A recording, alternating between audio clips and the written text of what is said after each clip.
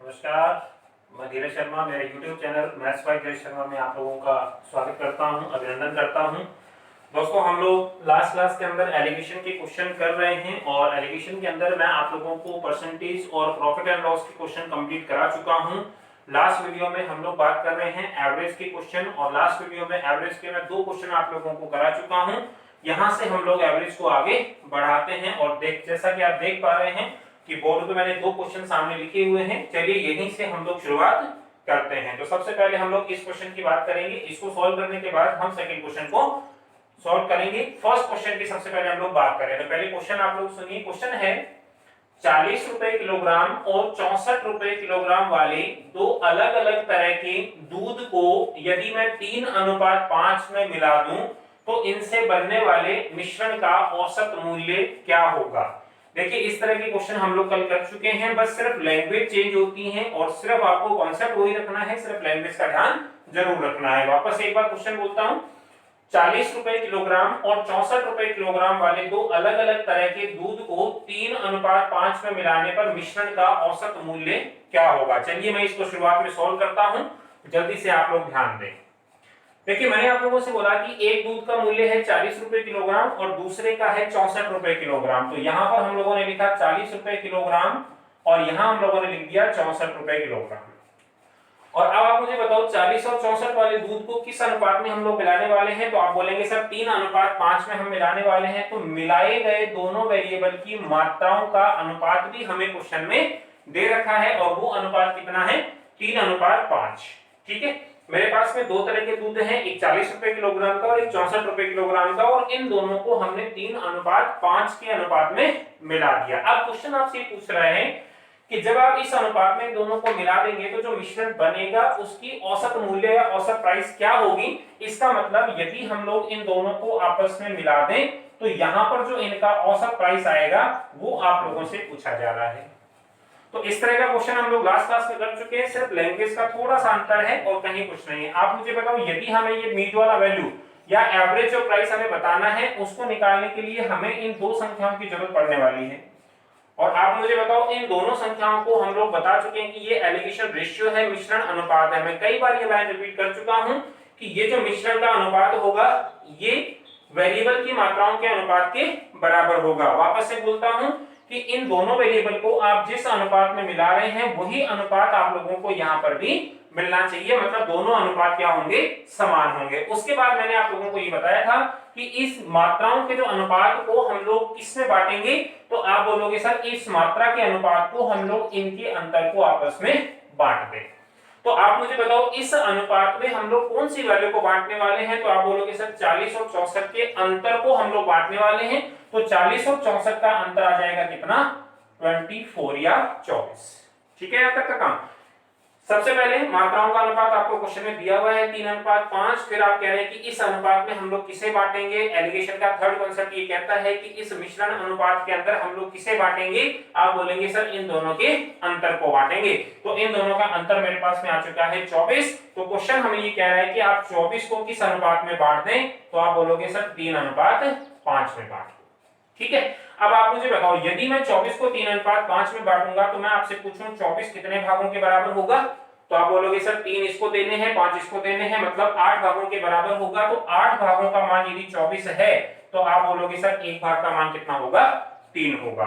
1 भाग का मान कितना होगा, 3 होगा। देखिए 3:5 में हम लोग बांट रहे हैं 24 को, तो 24 कितने भागों के बराबर हो गया, तो 3 और 5 मिलकर 8 भागों के बराबर हो गया। तो यदि 8 भागों का मान 24 है तो 1 भाग का मान कितना होगा, 3 होगा। यदि 1 भाग का मान 3 है तो आप मुझे बताओ यहां पर हमें वैल्यू चाहिए 3 भागों का, और हमें पता चल चुका है कि 1 भाग का मान 3 है।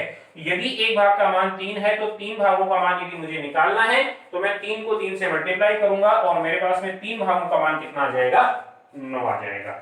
समझ पा रहे हैं यहां तक का वैल्यू।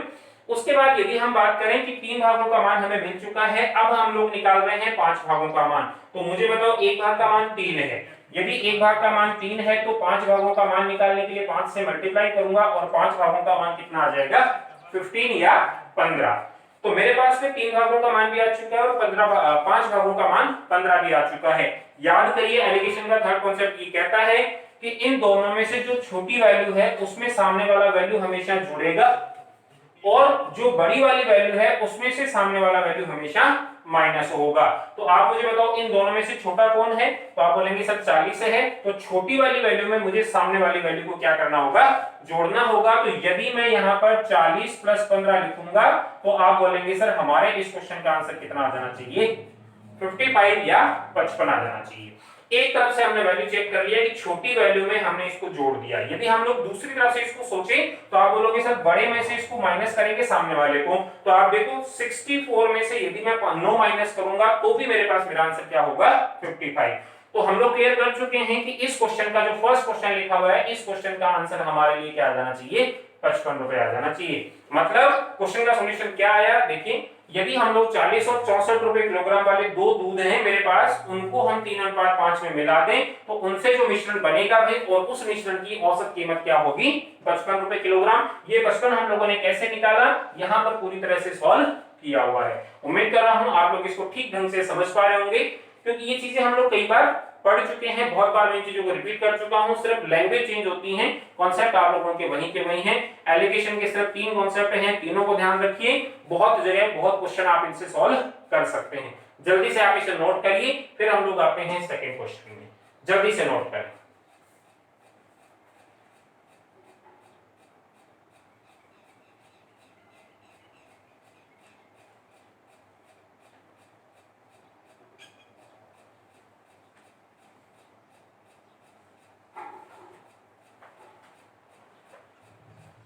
सेकंड क्वेश्चन आप लोगों के सामने लिखा हुआ है भाई, और इसको मैं हटा देता हूं एक बार। जो फर्स्ट क्वेश्चन का सॉल्यूशन हम लोगों ने किया है, इस फर्स्ट क्वेश्चन को मैं यहां से हटा देता हूं और हम लोग बात करेंगे अब सेकंड क्वेश्चन जो सामने लिखा हुआ है। भाई बड़ा ही आसान सा क्वेश्चन है सेकंड क्वेश्चन, और मैं आपको बता दूं कि ये क्वेश्चन कई बार एग्जाम्स में पूछा गया है और कैलकुलेशन इसमें बहुत ज्यादा लोग करते हैं, लेकिन आप लोग बिल्कुल भी कैलकुलेशन ना करें, क्योंकि बहुत आसान तरीका आप इस क्वेश्चन में यूज कर सकते हैं। तो सबसे पहले मैं आप लोगों के सामने क्वेश्चन बोलता हूं, क्वेश्चन सुनिए। क्वेश्चन है रविवार से शुरू होने वाले 30 दिन के एक महीने में रविवारों का औसत 520 है और शेष दिनों का औसत 238 है, तो सभी दिनों का औसत क्या होगा? क्वेश्चन मैं आपको फिर समझा देता हूं, सुनिए। इन्होंने बोला है रविवार से शुरू होने वाले 30 दिन के महीने में, मतलब जिस महीने की हम लोग बात कर रहे हैं हम ये मान के चल रहे हैं क्वेश्चन के हिसाब से कि वो महीना 30 दिन का है और उस महीने का जो पहला दिन है वो कौन सा है? रविवार है। तो यहां तक की चीज हम लोग समझ पा रहे हैं, रविवार से शुरू होने वाले 30 दिन के महीने में। आप देखिए जितने भी रविवार आएंगे उन सभी रविवारों का जो औसत है वो क्वेश्चन के हिसाब से 520 है, और रविवार के अलावा जो दिन बच गए हैं उन सभी का एवरेज कितना है? 238 है। रविवार का औसत जितने भी रविवार होंगे उन सभी का औसत 520 है और बाकी जो शेष दिन बच गए हैं उनका औसत 238 है। आपको बताना है कि सभी दिनों का मतलब पूरे महीने के 30 दिनों का औसत आप लोगों को बताना है। मैं चाहूंगा कि आप लोग इसको 5 सेकंड 6 सेकंड में सॉल्व करके देखें। यदि कर पाएंगे बहुत अच्छी बात है, नहीं तो मैं आप लोगों को बता रहा हूं, आप जल्दी से ट्राई करके देखें।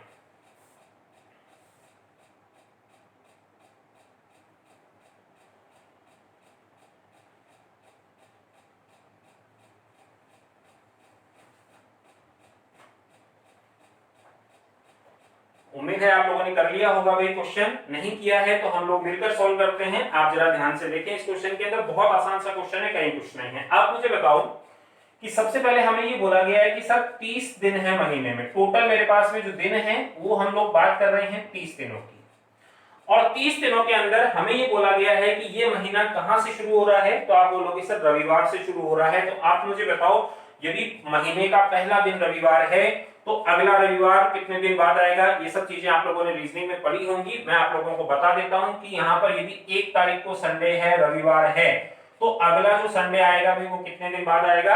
आप बोलोगे सर 7 दिन बाद आएगा। तो हम लोग ये कह सकते हैं कि अगला जो संडे आएगा वो इसमें 7 जोड़ने पर आ जाएगा कितने तारीख को? 8 तारीख को। उसके बाद फिर 7 जोड़ूंगा तो आ जाएगा 15 तारीख को। उसके बाद फिर 7 जोड़ूंगा तो आ जाएगा 22 तारीख को। उसके बाद मैं फिर से 7 जोड़ूंगा तो आप बोलोगे सर 29 तारीख आ जाएगी। अब 29 के आगे महीना नहीं जा सकता है, क्यों? क्योंकि क्वेश्चन में बोला गया कि टोटल हमें कितने दिन लेने हैं? 30। तो आप मुझे बताओ यदि 1 तारीख को संडे है, मतलब पहला दिन यदि संडे है, तो उस महीने में मुझे संडे या रविवार कितने मिलेंगे? तो आप बोलोगे सर 1 2 3 4 और 5। तो आप बोलोगे सर यदि कोई ऐसा महीना 30 दिन का है जिसमें पहला दिन रविवार है तो उस महीने में कुल रविवार कितने आएंगे? आप बोलोगे सर 5 आएंगे। तो आप मुझे बताओ इन 30 दिनों में हमें ये पता चल चुका है भाई जो रविवार हैं वो कुल मिलाकर के 5 हैं। अब आप मुझे बताओ यदि 30 दिन में से 5 रविवार हैं तो क्या हम लोग ये कह सकते हैं कि शेष दिन मेरे पास में कितने होंगे? 25 या 25 होंगे। क्यों? क्योंकि टोटल मेरे पास में 30 दिन है, यदि 5 रविवार हैं तो बाकी के दिन कितने होंगे?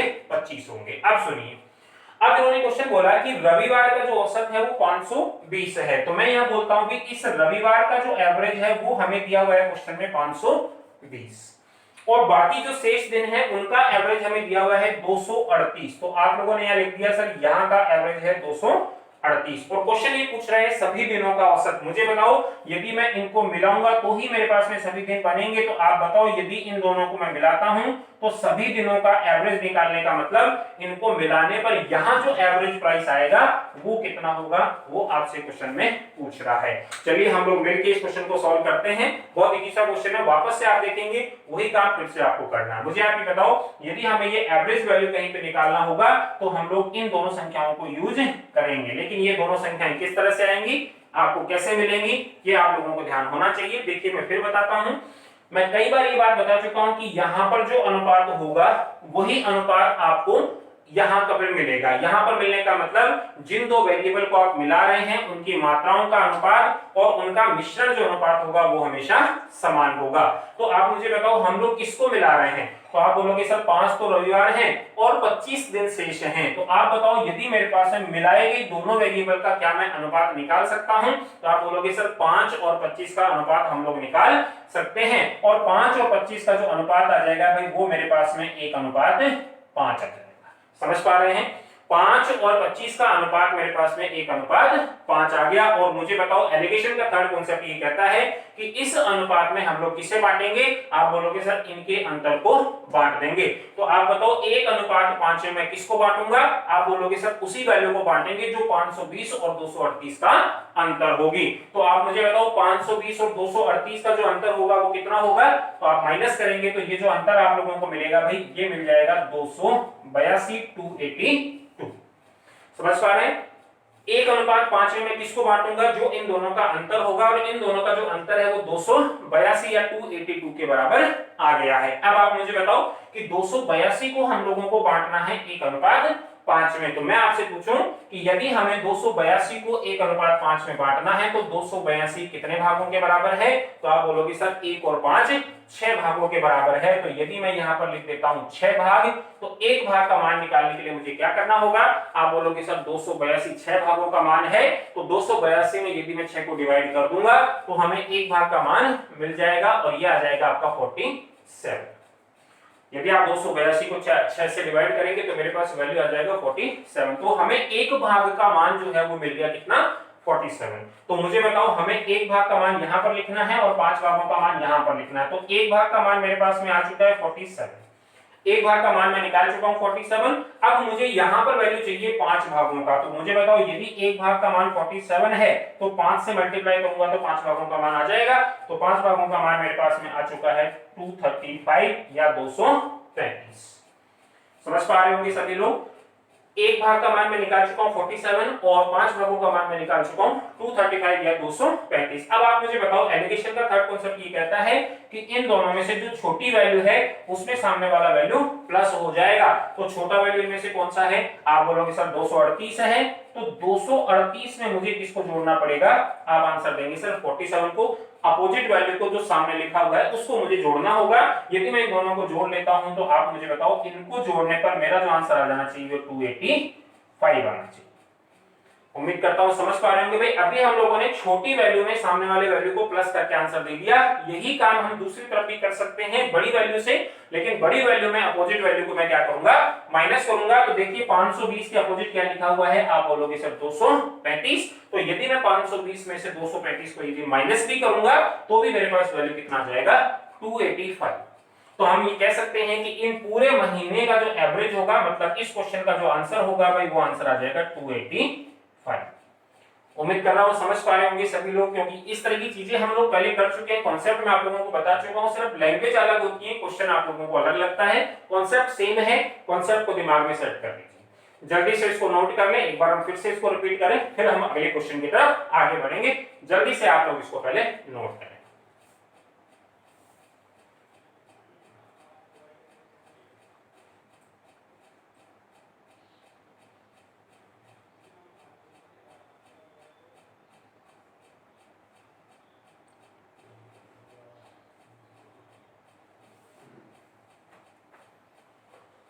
बहुत ही आसान सा क्वेश्चन है और कई बार आप लोगों से एग्जाम में पूछा जा चुका है, प्रीवियस ईयर में पूछे जा चुके क्वेश्चन है। भाई अभी तक हम लोग जितने भी क्वेश्चन मैंने आप लोगों के सामने रखे हैं वो सभी कहीं ना कहीं किसी न किसी एग्जाम में आप लोगों से पूछे गए हैं। आप लोग जरूर ध्यान रखें, बहुत ही इंपॉर्टेंट क्वेश्चन है सभी। तो इस क्वेश्चन को हम लोग एक बार फिर से देखते हैं, उसके बाद हम लोग आगे बढ़ जाएंगे। देखिए जरा ध्यान से क्वेश्चन क्या है। क्वेश्चन है रविवार से शुरू होने वाले 30 दिन के महीने में। तो हमने यहां तक क्या समझा कि टोटल दिन है 30, और यदि 30 दिन का महीना है और पहला दिन यदि रविवार है, तो मैंने अभी कैलकुलेट करके आपको ये बताया था कि यदि पहला दिन रविवार है तो 30 दिन के महीने में कुल रविवार कितने होंगे, तो आप बोलोगे सर 5 होंगे। यदि रविवार 5 है तो बाकी दिन कितने हो गए, 25। तो आपको 5 और 25 को मिलाना है, तो आप बोलोगे सर मिलाए गए दोनों वेरिएबल का जो अनुपात होगा वो 5 और 25 के अनुपात के बराबर होगा। तो ये अनुपात हमें मिल गया 1:5।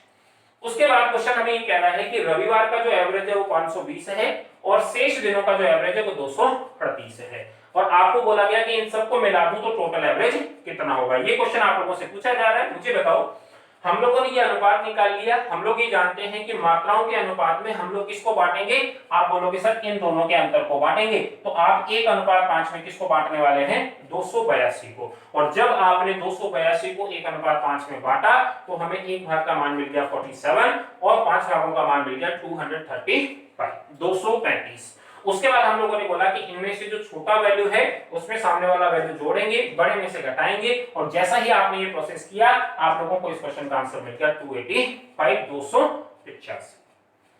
समझ पा रहे हैं सभी लोग? बहुत आसान सा क्वेश्चन है, कई क्वेश्चन नहीं, मैं फिर बोल देता हूं, सिर्फ लैंग्वेज का ध्यान रखें, कॉन्सेप्ट का ध्यान रखें। चलिए नेक्स्ट क्वेश्चन आप लोगों के लिए लिख रहा हूं।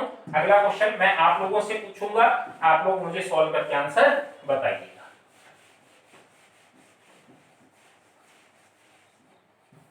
क्वेश्चन लिखा गया है, एक क्लास के 50 बच्चों का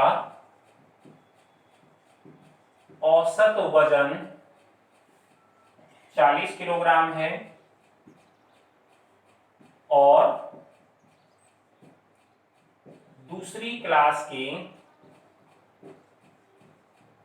40 बच्चों का औसत वजन 67 किलोग्राम है। तो दोनों क्लासेस का कुल औसत क्या होगा। मैं क्वेश्चन एक बार फिर से रिपीट कर देता हूं, मुझे बताइए। क्वेश्चन मैंने सामने लिख दिया है, वापस से सुनिए। लिखा है एक क्लास के 50 बच्चों का औसत वजन 40 किलोग्राम है और दूसरी क्लास के 40 बच्चों का औसत वजन 67 किलोग्राम 67 किलोग्राम है। तो दोनों क्लासेस का कुल औसत क्या होगा। एक क्लास में 40 बच्चे हैं, उनका एवरेज आपको दिया हुआ है 67, और दूसरी क्लास में 50 बच्चे हैं जिनका एवरेज आपको दिया हुआ है 40। आप कह रहे हैं कि इन सभी बच्चों को एक जगह कर दिया जाए तो उन सभी का जो एवरेज होगा वो कितना होगा। ये क्वेश्चन में आप लोगों से पूछा जा रहा है। मैं चाहूंगा कि इसको आप जल्दी से सोल्व करें, 5 सेकंड का समय भी आप लोगों को इसमें नहीं लगना चाहिए, जल्दी से करके देखें।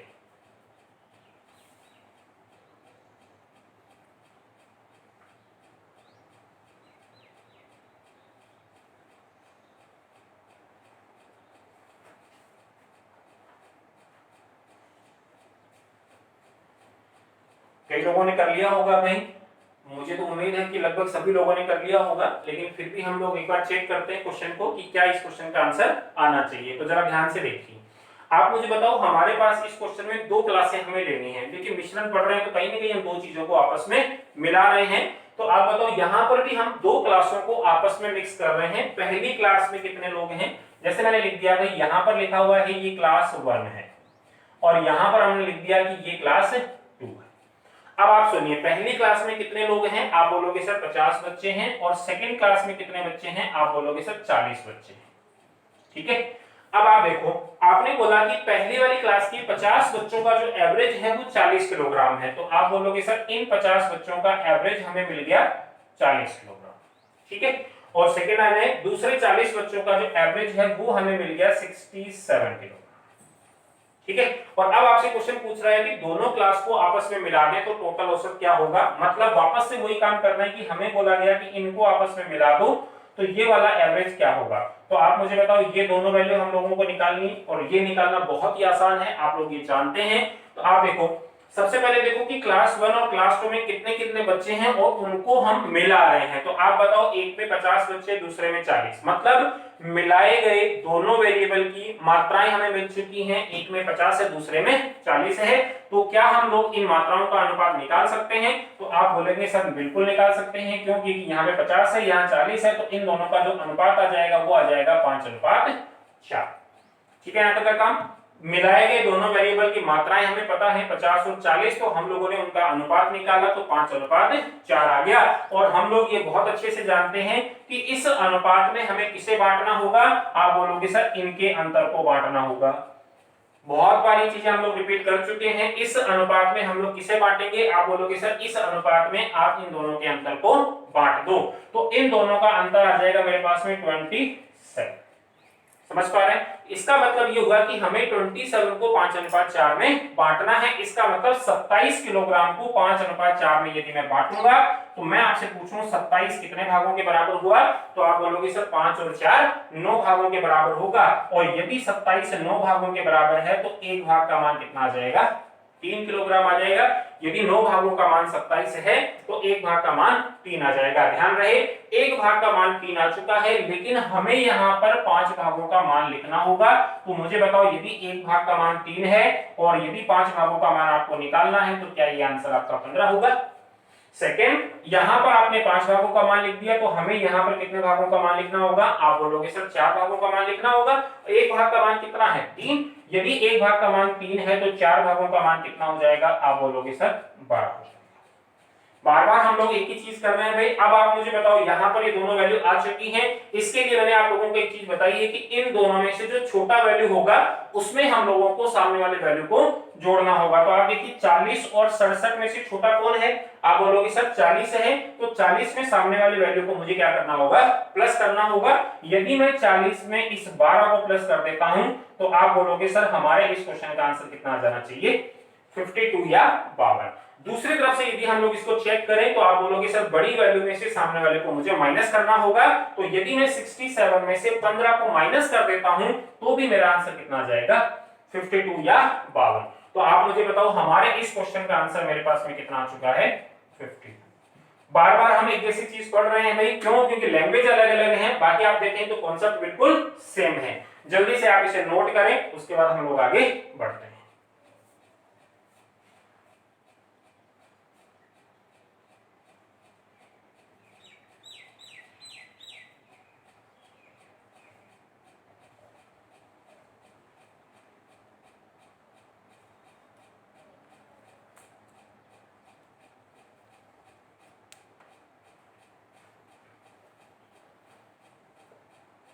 आज की क्लास में हम लोगों ने कोई 3 क्वेश्चन आप लोगों के सामने रख दिए हैं और एवरेज के 2 क्वेश्चन हम लोग पहले कर चुके हैं। तो एवरेज में कुल मिलाकर के 4 से 5 से 6 क्वेश्चन ऐसे हैं जिनमें आप लोग एलिगेशन को यूज कर सकते हैं। और देखिए, अभी मैं और भी ऐसे एग्जांपल लिख सकता हूं, थोड़ा सा लैंग्वेज चेंज करेंगे, लेकिन आप ध्यान रखिए कि कॉन्सेप्ट जो रहेगा वो बिल्कुल सेम आपका चलता जाएगा। बार बार एक जैसी चीजें आती जाएंगी, सिर्फ लैंग्वेज को ध्यान रखें और कॉन्सेप्ट को ध्यान रखें। तो देखिए, क्वेश्चन सीरीज के हम लोग करीब 5 वीडियो बना चुके हैं भाई। ये 5वां वीडियो आप लोगों के सामने चल रहा है। ये 5वां वीडियो नहीं है, सॉरी, ये 6ठा वीडियो है। मैं आप लोगों को बता दूं भाई, यहाँ पर पार्ट नंबर 12 है और यहाँ पर हम लोग क्वेश्चन सीरीज का जो पार्ट है वो है 6 नंबर। तो हम लोग काफी कुछ आगे बढ़ चुके हैं। मैं आप लोगों को बता दूं भाई, क्वेश्चन सीरीज में हम लोग 6 वीडियो बना चुके हैं। इनमें मैंने आप लोगों को परसेंटेज के कुछ क्वेश्चन करा दिए हैं, उसके बाद हम लोगों ने प्रॉफिट एंड लॉस के कुछ क्वेश्चन करा दिए हैं, उसके बाद हमने लास्ट वीडियो और इस वीडियो में मिलाकर के हमने एवरेज को कंप्लीट कर लिया है। मतलब इन सभी टॉपिकों के वो क्वेश्चन हम लोग कर चुके हैं जिनको हम लोग एलिगेशन से सॉल्व कर सकते हैं। ठीक है, तो नेक्स्ट क्लास में हम लोग शुरुआत करेंगे, इसको यूज करेंगे एलिगेशन को अगले एक टॉपिक के अंदर। और मैं आपको बता दूं कि अगली क्लास में जब आप लोग बढ़ेंगे तो एवरेज से आगे हम लोग निकल चुके होंगे और आप लोग अगली क्लास में पढ़ने वाले हैं रेशियो प्रोपोर्शन।